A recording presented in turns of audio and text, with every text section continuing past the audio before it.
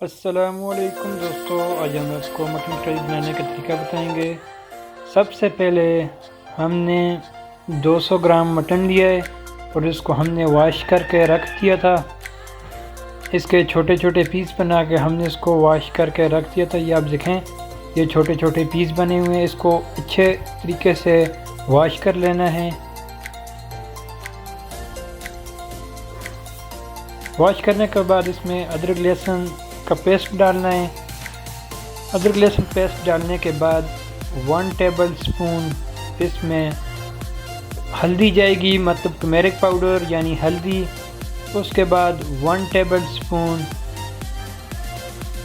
Red chilli جائے گی powder یعنی سرخ مرچ۔ اس کے بعد سالٹ جائے گا ½ table spoon. ½ table spoon salt جانے کے بعد اس میں اب 2 ٹیبل سپون ونیگر جائے گا۔ ونیگر کا مطلب ہے سرکہ۔ 2 ٹیبل سپون ہم اس میں ونیگر ڈالیں گے۔ ونیگر سرکے کو کہتے ہیں۔ میں جتنا ایزی طریقے سے ہوا اس طرح آپ کو سمجھاؤں گا تاکہ آپ کو اچھے سے سمجھ آ سکے۔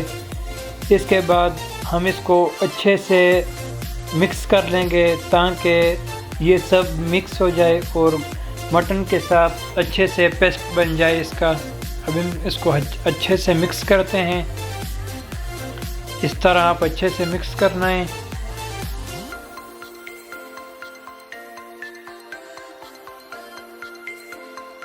یہ مکس کرنے کے بعد 30 منٹ چھوڑنا ہے۔ اس کے بعد ہم یہ کڑھائی لیں گے۔ اس میں ہم 2 چمچ آئل ڈالیں گے۔ 2 چمچ اس میں آئل ڈالنے کے بعد یہ 2 چمچ آئل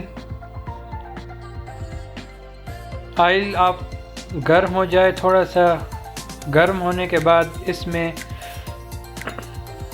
آپ نے اونین ایڈ کرنا ہے۔ اونین میں نے چوپ کر لیا، یہ چوپ کیا ہوا اونین ایڈ کرنا ہے۔ اونین کا مطلب ہے پیاز، چوپ کیا ہوا پیاز ڈالنا ہے۔ پھر اس کو اچھے سے اس طرح مکس کر لینا ہے، چمچہ ہلانا ہے اور اس کو ڈارک براؤن ہونے تک آپ کو پکنے دینا ہے، کوک ہونے دینا ہے۔ کوک کا مطلب ہے پکنا، ڈارک براؤن ہونے تک تاکہ اس کا کلر چینج ہو جائے۔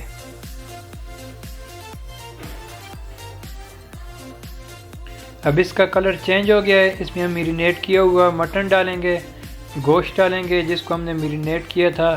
اب اس کو ہم مکس کر لیں گے۔ اب یہ اچھے سے مکس ہو جائے، اس طرح آپ کو اس کو اچھے سے مکس کر لینا ہے۔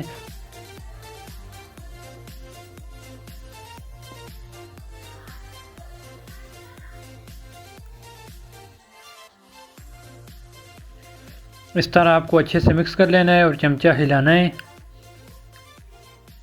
یہ سائیڈوں سے نیچے کر لینا ہے تاکہ اچھے سے مکس ہو جائے۔ یہ دیکھیں، اس طرح آپ کو مکس کر کے 2-3 منٹ چھوڑ دینا ہے کوک کرنے کے لیے، پکانے کے لیے، تاکہ یہ اچھے سے گل جائے۔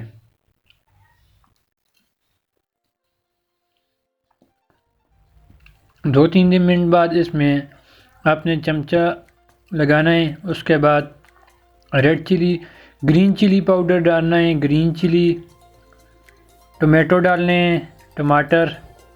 اب اس کو اچھے سے مکس کر لینا ہے تاکہ اچھے سے مکس ہو جائیں۔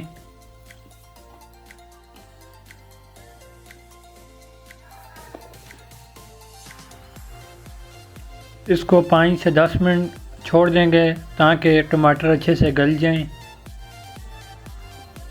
یہ دیکھیں، یہ ٹماٹر اچھے سے گل گئے ہیں اور یہ بالکل نظر ہی نہیں آ رہے، یہ چھوٹے موٹے یہ نظر آ رہے ہیں۔ اس کو بھی ہم اس طرح چمچے سے بالکل چھوٹے چھوٹے ہوئے ہیں، چمچہ لگا کے بالکل ختم کر دیں گے تاکہ بیچ میں نظر نہ آئے۔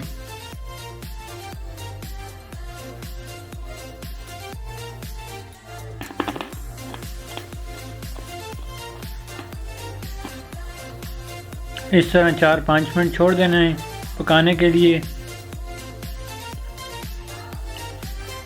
اس کے بعد یہ دیکھیں، یہ اب بالکل ریسپی پک کے بالکل تیار ہے۔ اگر آپ کو ویڈیو اچھی لگے لائک کیجئے، چینل سبسکرائب کیجئے تاکہ میری ہر نئی ویڈیو کا نوٹیفیکیشن آپ کو مل سکے۔